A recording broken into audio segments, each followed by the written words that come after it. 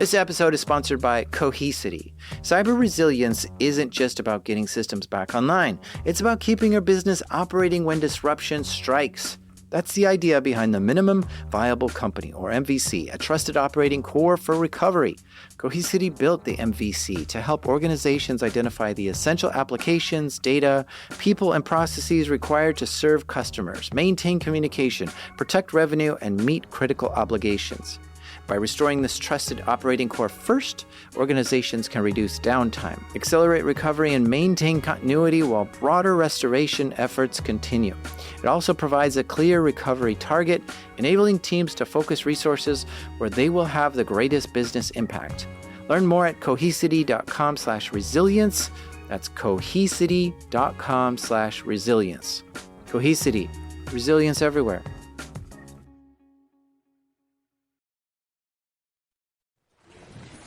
Order. Ms. Harding, thank you very much indeed for coming in today. Obviously, the issue of the hack at TalkTalk is a serious one for your customers and raises quite a lot of issues of a wider nature. Can I kick off by asking you who was, at the time of the hack, responsible for security within the company that you run? Yes, of course. Maybe before I just directly answer your question, Chairman, could I just begin by apologising again to all of TalkTalk's customers for the concern and the inevitable uncertainty that this event has caused all of them. To answer your question directly, I am accountable and responsible for security in the company. I was before this criminal attack and am now. But you're the Chief Executive, Ms. Harding. Who is actually line managing security within the organisation? You can't have been doing that. You're running the company. Well, I actually do think that cybersecurity is a board-level issue. So, as the Chief Executive, I do think it's appropriate that I'm responsible for it, and our board takes it very seriously. And people have to be responsible. The question is who? Indeed, and if it's a criminal attack, it is entirely possible that none of them are responsible for the attack. The question is, was the company, and that's why I say it really does come back to the Chief Executive and the board.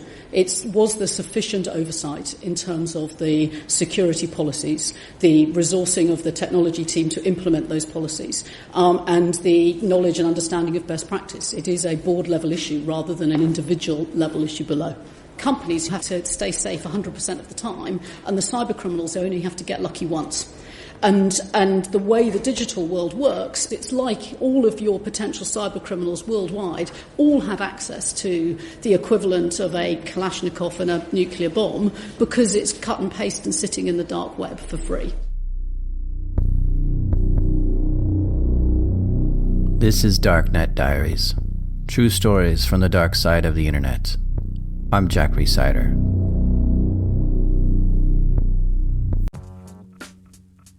This episode is brought to you by Black Hills Information Security, trusted by the cybersecurity community for nearly 20 years. Need a pen test or 24/7 monitoring from their active SOC team? Or maybe you're ready for continuous pen testing to keep your systems battle ready. Black Hills InfoSec can take care of it all.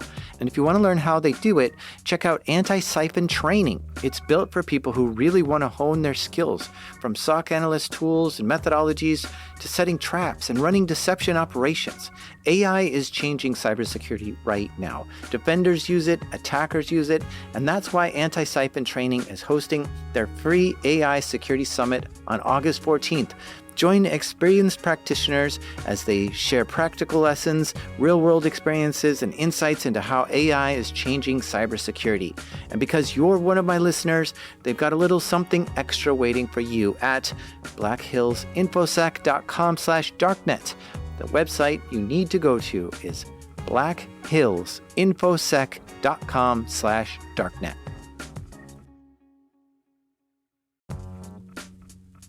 This episode is sponsored by Shopify. I know my job is to make a podcast, but I really love designing artwork for Darknet Diaries, and I take that artwork and I turn it into t-shirts. And I love selling those too, but you guys wouldn't be able to get them if Shopify didn't make it so easy to have a shop online. Because first of all, Shopify has a bunch of templates to help you quickly set up a website that you love. No coding required. It's amazing seeing your merch on a professional looking site for the first time. And then after you've set up your site with Shopify, you get to take advantage of Shopify checkout. Customers get to check out quickly and easily, and you get to hear. All you need is the idea. Shopify handles the rest. If you're serious about hearing your first, start your free trial at shopify.com/darknet today. You heard that right. Start your free trial today at shopify.com/darknet. That's shopify.com/darknet.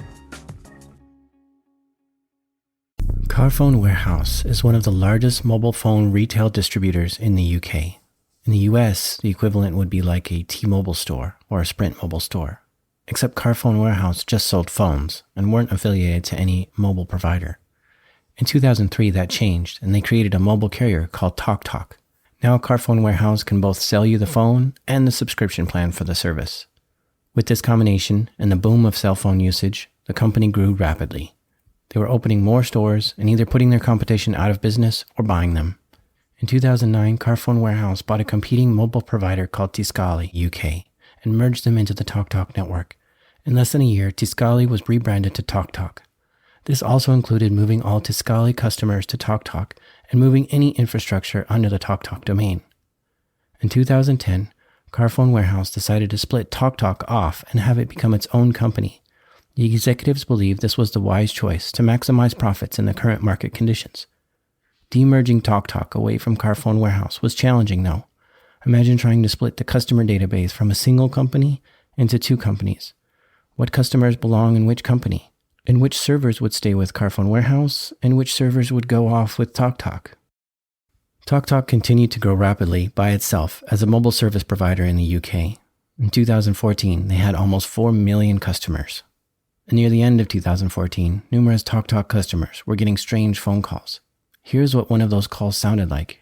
Oh, my name is Alina, okay? Calling you from TalkTalk Internet Service Center, your internet service provider, okay?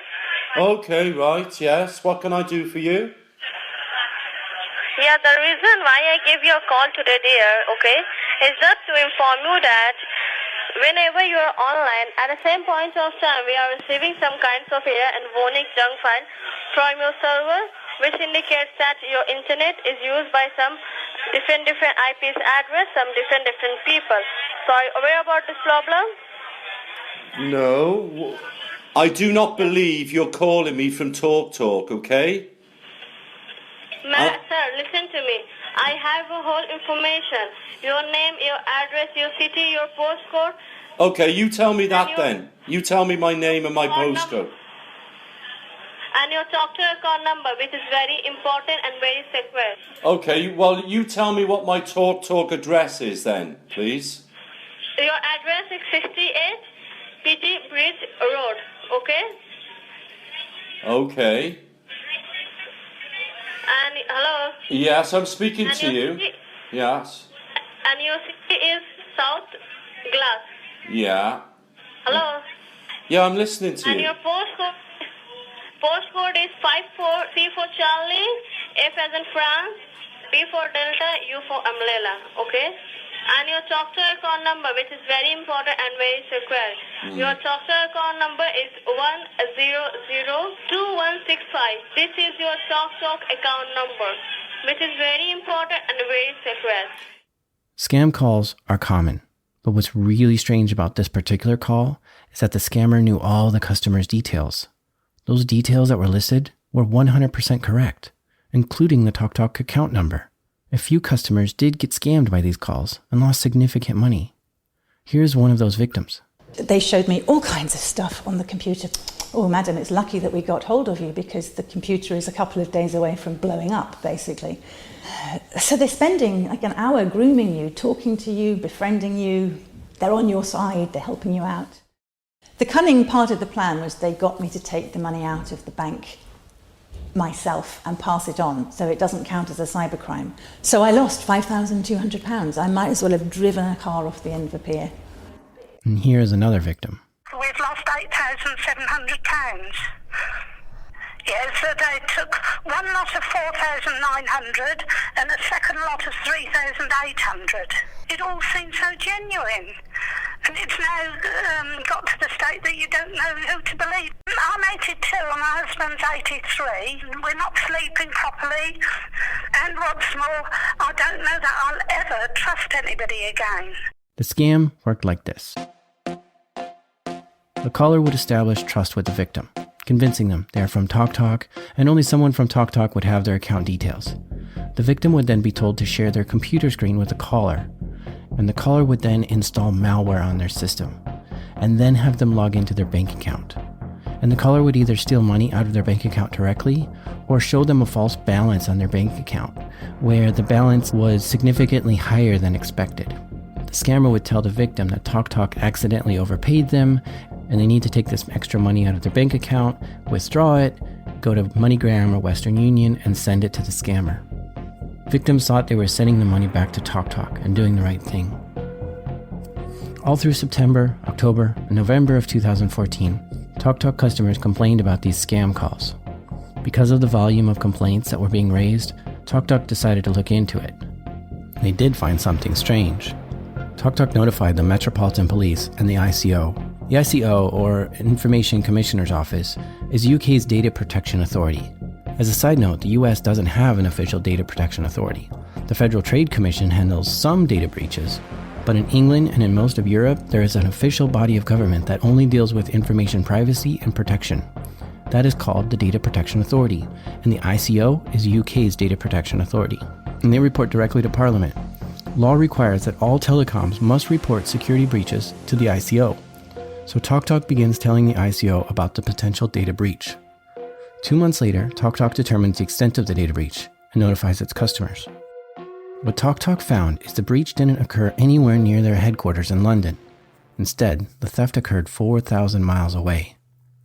To save millions of dollars, TalkTalk outsourced their customer support reps to a company in India called Wipro.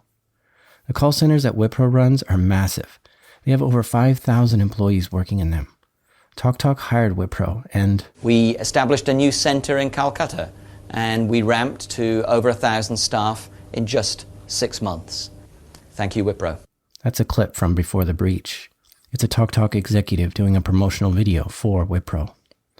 Each of the 1,000 Wipro customer support agents only had access to a single TalkTalk user account at a time.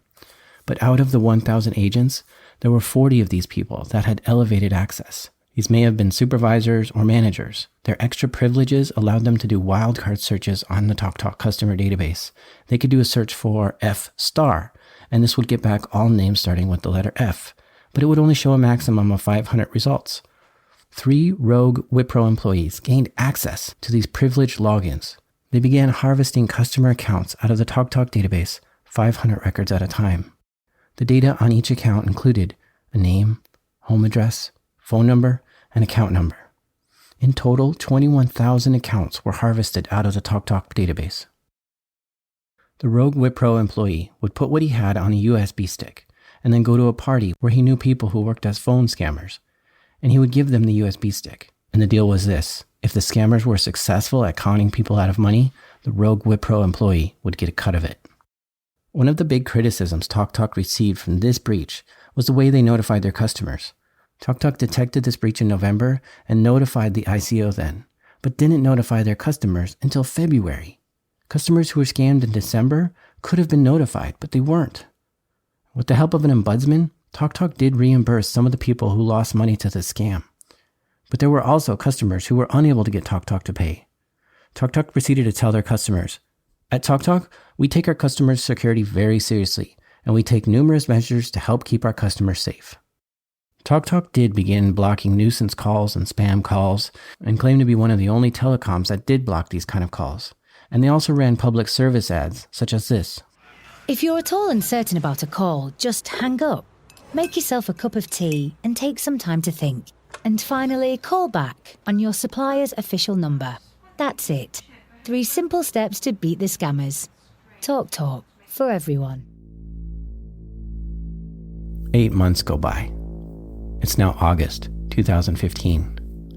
And suddenly, 3 of Carphone Warehouse's websites go down. The websites were onestopphoneshop.com, e2save.com, and mobiles.co.uk. These are popular sites where visitors could purchase new cell phones. And the next day, Carphone Warehouse sent the following letter to its customers. Quote, "Our investigation indicates that some of the data held in our systems has been accessed, and this may include some of your personal details, including your name, address, date of birth, and bank details. We take security of your data extremely seriously, and we have put in place additional security measures to prevent further attacks. Nevertheless, we felt it was important to let you know as soon as possible. To reduce the risk of fraudulent activity, we recommend you consider taking the following steps. Notifying your bank and credit card company so they can monitor activity on your account. You can check your credit rating and make sure no one has taken a loan out and credit in your name. You can do this by visiting Experian or Equifax." End quote. Carphone Warehouse then went on to say that 2.5 million customer records were taken from their database. The data in these accounts included customer name, home address, and date of birth. And there were also 90,000 encrypted credit cards taken in this breach. Out of those 2.5 million customer records, 480,000 of them were TalkTalk records. The two companies were still in the process of demerging, and Carphone Warehouse still had TalkTalk customer data. Because TalkTalk customers were impacted, they had to notify the ICO of the breach. 2 days before the website went down, Carphone Warehouse discovered their sites were being hit by a, quote, "sophisticated cyber attack," end quote. As soon as it was detected, they took the website down to contain and fix the issue. There are no other details about what kind of attack this was, or what was hit, or how it happened. The CEO of Carphone Warehouse, Seb Janes, issued a written apology to its customers saying, "We take the security of customer data extremely seriously, and we are very sorry that people have been affected by this." This episode is sponsored by SpyCloud. Everyday stolen identity data like credentials, session cookies, PII, and more flows through criminal underground markets. Most companies don't know what's been exposed until it's too late. For the last decade, SpyCloud has existed for one reason: to disrupt cybercrime and end criminals' ability to profit from stolen data. That mission has never been more urgent. SpyCloud's latest idea has been to recapture darknet data from successful phishes, info-stealer malware, combo lists, and breachers to put it to good use. They transform it into automated identity threat protection using advanced analytics and AI to protect workforce, consumers, and supplier identities from authentication bypass, session hijacking, account takeover, ransomware, and fraud. Don't wait to become the headline. Find out what criminals already know about your organization. Get your free Darknet exposure report at spycloud.com/darknetdiaries. That's spycloud.com/darknetdiaries.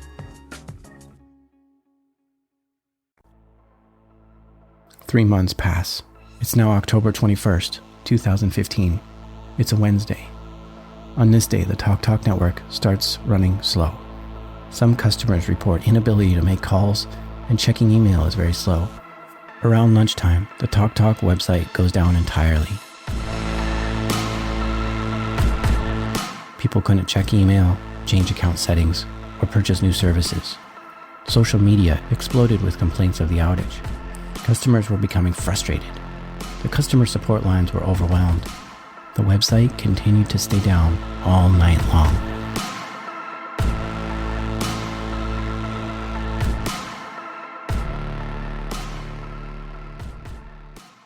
The next day, TalkTalk said they had been breached, and the media immediately started picking up the stories. Some breaking news in the last hour. Police are investigating after a significant and sustained cyber attack on the website of the company TalkTalk. We actually have the CEO of TalkTalk, Dido Harding, here. First of all, Dido Harding, how many people are affected?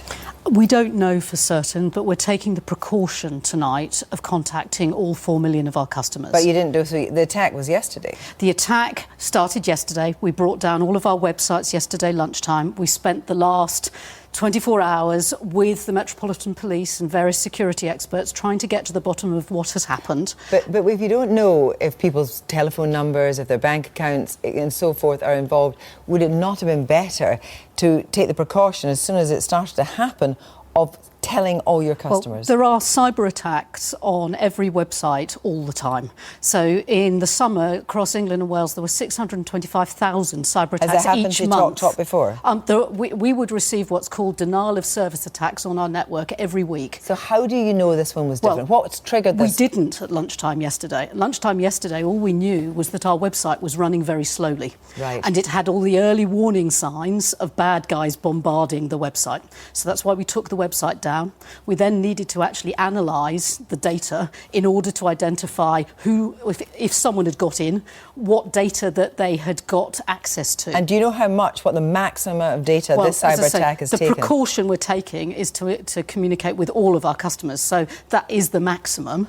It's clearly a material number. And because we fear that these criminals have accessed some customers' bank details as well as personal details, we're taking the precaution of telling everyone and using, to be honest, the good auspices of the BBC tonight to try and reach customers as quickly as we possibly can. You're telling people now, but people's bank account details could have been compromised since lunchtime yesterday.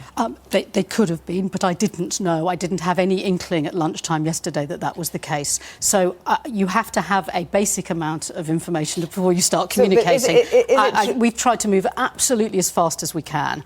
At the same time, in terms of your bank account details being stolen, which is what has happened, the risk you take is that criminal tries to impersonate you. Yeah. So what we're also doing today is we're going to be providing all of our customers with a year's free credit monitoring as the best way of ensuring that if somebody does try and use that information illegally, you can catch it and that you will be safe.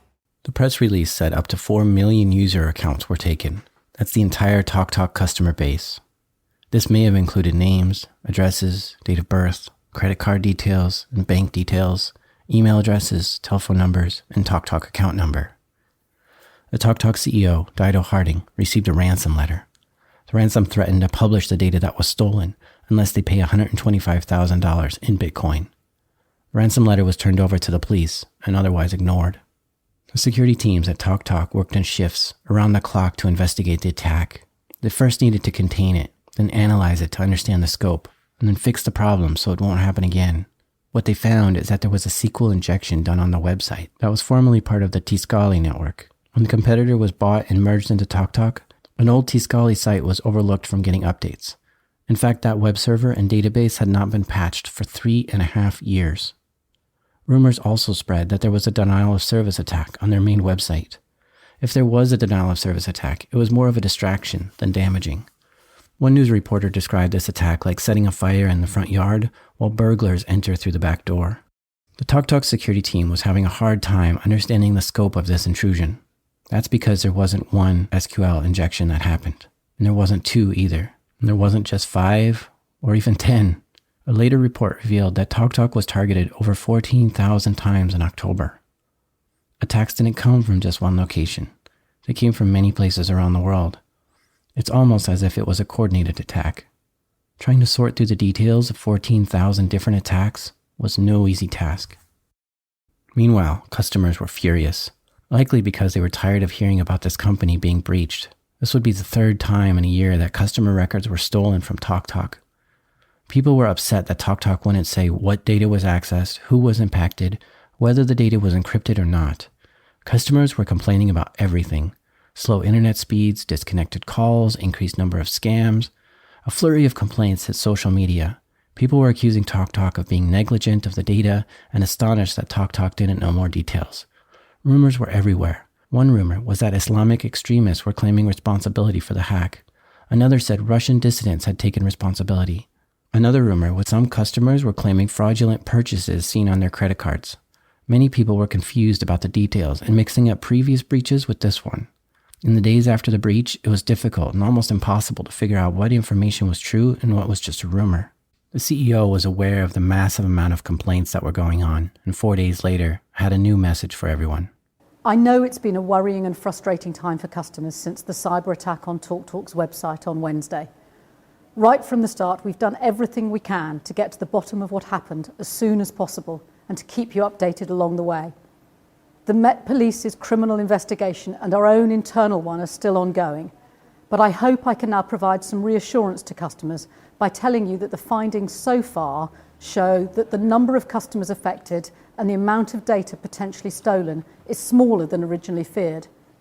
In fact, our website, our shop front, if you like, was attacked, but our core systems weren't. We don't store unencrypted credit card data on our site. Any credit card info which may have been stolen has the 6 middle digits blanked out and can't be used for financial transactions. No My Account passwords have been stolen, and no banking details were taken that you wouldn't already be sharing when you write a check or give to someone so they can pay money into your account. I hope we can provide more reassurance soon. In the meantime, please do take advantage of the free credit monitoring service we've set up with one of the main credit checking agencies, Noddle. You can sign up using the code TT231. 2 weeks later, TalkTalk announced exactly what had been taken. 156,000 user records, including customer name, date of birth, and address. 15,000 bank account numbers and sort codes, and 28,000 partial credit cards. None of this data was encrypted. Customers continued to be furious with TalkTalk and began canceling their contracts and moving to other providers. TalkTalk then began offering free upgrades for all their customers, including non-impacted ones, as an attempt to keep their customers. But TalkTalk would not waive any cancellation fees for people who wanted out of the contract. 2 months after the breach, British Parliament interviews Dido Harding. The Digital, Culture, Media and Sports Committee is involved to try to assess the threat there is to the public. At the start of this episode, you heard the beginning of this hearing. I'll describe the scene for you. It looks like a large room somewhere in the Palace of Westminster. There is wooden paneling on the walls, and the carpet is ornate and lush. There is a large U-shaped table with 13 members from the Culture Committee sitting around it. And on the other end of the U is the CEO of TalkTalk, Dido Harding, sitting at a table all by herself. Also in the room are spectators, assistants, cameras, and microphones. Now let's listen to a few parts of this hearing. One of the most difficult periods for the TalkTalk board and for me personally during this attack was in the first 36 hours when we knew we'd been attacked on the Wednesday morning. Wednesday afternoon on the 21st, I had an incident call with my directors reviewing, and we brought down the systems, and we knew that we had been attacked. And at that point, I received a ransom demand in my personal inbox, which was very credible. We informed all of the appropriate law enforcement agencies and spent the next sort of 18 hours trying to understand exactly what had happened and what had been taken. The next day, on the Thursday morning, it was very clear that there was a real risk that a material number of our customers' data had been stolen. And it was also clear that it was going to take us several days, in fact it took us 2 weeks, to know exactly what had been taken. And so, personally, by the Thursday mid-morning, I was clear that I needed to warn all my customers, that I could do something about it to help protect my customers. I was clear by the lunchtime on the Thursday that the sensible thing to do to protect my customers was to warn all of them, because I could help make them safer. I could give them free credit monitoring. I could warn them not to accept these scam calls. And for completely understandable reasons, the advice we received that Thursday afternoon from the Metropolitan Police was not to tell our customers. Now, I totally understand why the police wanted us to stay quiet, because they've got a different objective. They want to catch the criminals. And that you sort of want the police to want to catch the criminals. And we had some very constructive discussions with them through that afternoon and into the early evening on how to marry the conflicting objectives of a company wanting to look after their customers and the police force rightly wanting to catch the criminals.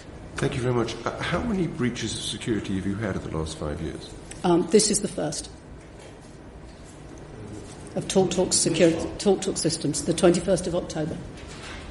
What about these other incidents that we're talking about? So I presume you're... They're breaches of security. Sorry, I was asking, possibly not answering the question that the chairman posed. What I was answering is this is the first successful cyber attack on TalkTalk systems. And I would say that we are attacked every day in multiple different ways. So these other breaches of security, what have they been? So I presume you'll be referring to comments in the newspapers suggesting that there have been 3 attacks in the course of the last year. Is that fair? Yeah, well, it's certainly something that's in my mind, yeah. Okay, just to make sure I'm answering the right question. So, Carphone Warehouse, who is a supplier to TalkTalk and a number of other mobile retailers, was the victim of an attack in the summer. And so it wasn't a TalkTalk system that was breached, it was a third-party supplier. We, like many other companies, have had customers targeted by scammers, and there was one specific incident in November last year where there was it was not a cybersecurity breach but a personnel security issue in one of our outsourced providers. Those are the three that I'm aware of that are in the public domain. How would you describe to your customers what's the difference between a cybersecurity attack and a personal data breach? I think that from a customer's perspective, they don't really care how their data is stolen. They care if their data's been stolen. And so I think that the total set is different ways that customers' data can be stolen. I was trying to be specific in an answer to the chairman earlier about a cyber-related data breach where someone has accessed, a criminal's accessed your systems as opposed to a human data breach. So a human data breach, and that will be someone within the organisation that has stolen data they shouldn't have done or accessed data they shouldn't have done? Yeah, or any form of, yes, or through the third-party chains. Could I ask, why do you think TalkTalk is, or appears to be so especially vulnerable to this? Because however we look at this, there have been a number of very serious breaches which has caused TalkTalk to develop the bad reputation that it has. Why do you think that's happened to your company in particular? I'm afraid I don't think that we are unique or unusual in being victims of cybercrime. You've said that a number of times, but you appear to have had more than most. I don't think that that's true. I think, as I said... You think other big companies have had 3 serious breaches in the last year? Well, I say we've had 1 serious breach on our systems. I know, but I feel we're sort of dancing slightly on the head of a pin there because the way you're defining the breaches. So 3 separate breaches that have affected your customers who've signed up for you. Okay. So you have to take responsibility, even if other people, even if you would argue that you're indirectly responsible, the relationship that these customers have is with you. No, that's fine. I guess what I'm actually alluding to is that because telecoms companies are the only companies that have an obligation to report these data breaches, and we took a decision on the 22nd of October to warn all of our customers about the attack that we had just experienced. We have been much more public than I think many other organisations have been. Maybe they didn't need to be, but the fact that the PwC report to BIS says that 9 out of 10 major companies have had a successful attack in the last 12 months, and that GCHQ tell us they're dealing with 200 live incidents each month, that certainly doesn't reflect what all of us as consumers would see in terms of communication from the companies that we deal with. There aren't that many in the public domain. Okay. But the Cyber Essentials is really some basic guidelines at relatively low cost. Which, as I understand it, we are fully compliant with. And as I say, we simply just you'll appreciate the team have been quite busy dealing with the incident over the last 2 months. We were in the process of getting accreditation. Okay. It's a bit late, though, in some ways, isn't it? No, I think as a telecoms company, the thing we've focused on has been a very detailed and in-depth 10 steps to cybersecurity plan, which we worked on through the auspices of TISAC. So no, I don't think that we have just missed out the essentials at all. I think quite the opposite. We have a very robust cybersecurity plan. It's just I'm also being honest and human to say, of course, I wish I'd done more.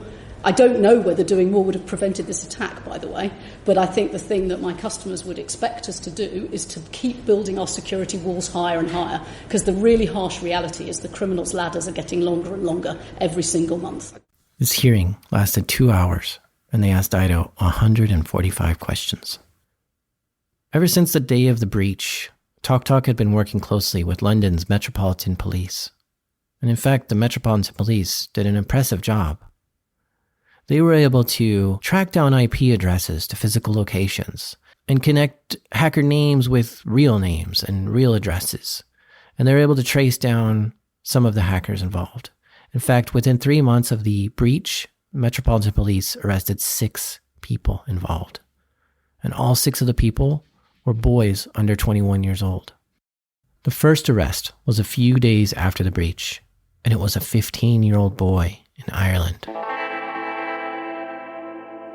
This was a shock to the UK, and a few newspapers actually published his name, and the lawyers of the boy sued those newspapers because they're not allowed to publish the names of minors in papers. And that lawsuit's still going on today. The boy was released on bail a few weeks later, and it's uncertain what happened to him then. We don't know if he was found guilty or received any punishment. The second arrest was a 16-year-old boy arrested in a suburb west of London, and he also got released on bail. Then there was another 16-year-old boy that was arrested in Norwich, UK. This boy claimed that he found the vulnerability on TalkTalk's website using a tool called SQL Map, and he posted what he found to a hacker forum. He says he didn't download any of the data off of TalkTalk's website, and he didn't benefit at all from doing this hack. In fact, all he was trying to do was, quote, "I was trying to show off to my mates," end quote. Metropolitan Police looked through his computer and his iPhone, and they found not only did he actually hack into TalkTalk, but he was also hacking into other things like Cambridge University, Manchester University. And when he went to court, he pled guilty to 7 charges, but only 2 were for TalkTalk. He was sentenced to 12 months youth rehabilitation order and lost his iPhone and computer. Another arrest a few days later was a 20-year-old named Matthew, and he was in Staffordshire, UK. When the police seized his computers, they found evidence that he hacked into NOAA, NASA, Spotify, and 20 other websites. Matthew hacked into TalkTalk and downloaded as much data as he could. He showed his friend Connor the stuff that he downloaded from TalkTalk. And Connor got real excited. He said, hey, give that to me. I'm going to sell that on the darknet. And Connor started posting some of the data for sale on the darknet and started talking to people on the darknet to try to make the sale. And that's when the police were able to arrest both Matthew and Connor. The next arrest was an 18-year-old boy named Daniel, and he was arrested in Wales. And he was the one that sent the ransom letter to Dido. So he was initially charged with blackmail. When the police looked through his computers and his history, they found that he was doing denial of service attacks on his own college, which caused a partial outage on a local hospital. And he did other attacks against companies and stole their data and demanded Bitcoin so it would not be published, basically doing ransoms on other companies as well. He was found guilty of extortion of over $300,000. He lived in a small town in Wales, and after he was arrested, he reached out to a reporter at Motherboard to let his voice be heard. And this is what the hacker said, quote, "There's not much to do in my town, and the internet offered me opportunities and a way to cure boredom. When you're surrounded by people on the network that engage in these criminal acts, it essentially becomes a norm, and it's extremely addicting. There's nobody around to tell you what you're doing is wrong. It's a difficult feeling to explain, but it's essentially a feeling of euphoria, and once you've experienced it, it's something you always chase. It's a bit like a drug, but on a whole different level, obviously. And the more you develop your skills, the stronger the feeling becomes, because you're able to do more things. And what I've done is essentially going to haunt me for the rest of my life. I know that's probably the advice you were expecting, but seriously, don't do it. Crimes online are treated no differently from crimes in the real world. I've had to learn that the difficult way. You might assume you're more or less invincible, but if you do something serious enough, you will be caught and put through the justice system." End quote. And later on in 2016, 3 Wipro employees were arrested for stealing data out of the TalkTalk database. But there's no talk about anyone who hacked the Carphone Warehouse database. We still don't know how that happened or who did it. In June 2016, the ICO concluded their investigation on TalkTalk and published a report.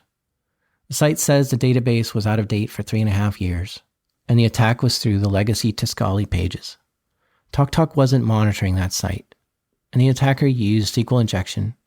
The investigation also found that in July of 2015 and September of 2015, there were also SQL injections in the logs and unauthorized access. So TalkTalk thought they had identified the breach the day of the attack, but technically, it took them 3 months to detect this. A year after the breach, the ICO placed a fine on TalkTalk for $530,000 for a loss of 157,000 customer records. This was the largest fine ever imposed by the ICO. TalkTalk paid the fine early, which allowed them to only pay $420,000. Later on in 2017, the ICO placed another fine on TalkTalk for $130,000, This was for the Wipro breach that lost 21,000 user records. And after that was announced, the class action lawsuit against TalkTalk reemerged.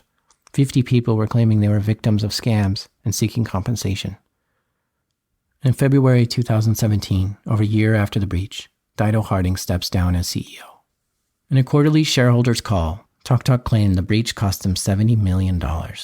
These expenses included doing a security assessment, fixing the issues, hiring a security firm to investigate, giving free credit monitoring, giving free upgrades to their customers, and more. They also said they lost 101,000 customers due to the breach. Their stock fell by 11%, and they lost a market share of 4%. Since all these attacks, the UK has developed a new program, a youth rehab boot camp for teens who have been convicted of hacking.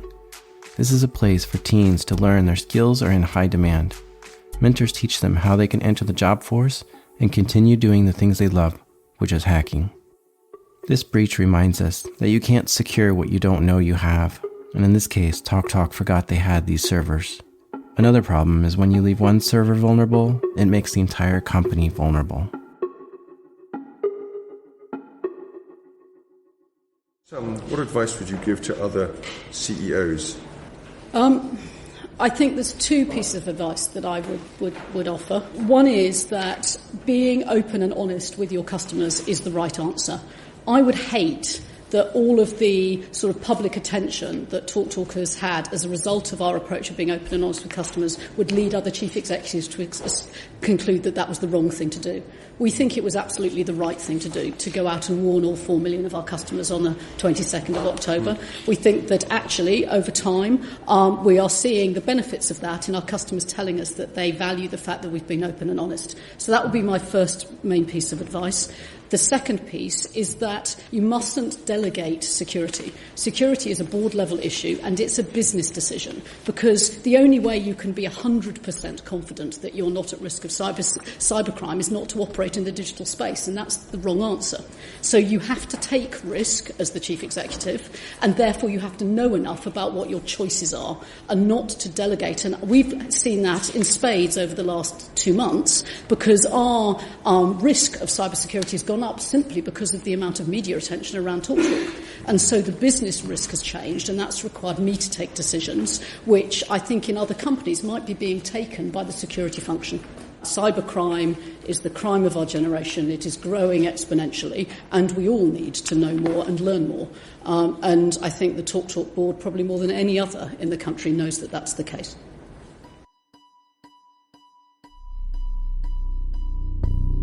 You've been listening to Darknet Diaries. For show notes and links, check out darknetdiaries.com. Music is provided by Ian Alex Mack and Alex Barbarian. 97 50 32 97 51 32 97 52 32 98 49 32 98 53 32 99 49 32 99 53 32 100 50 32 152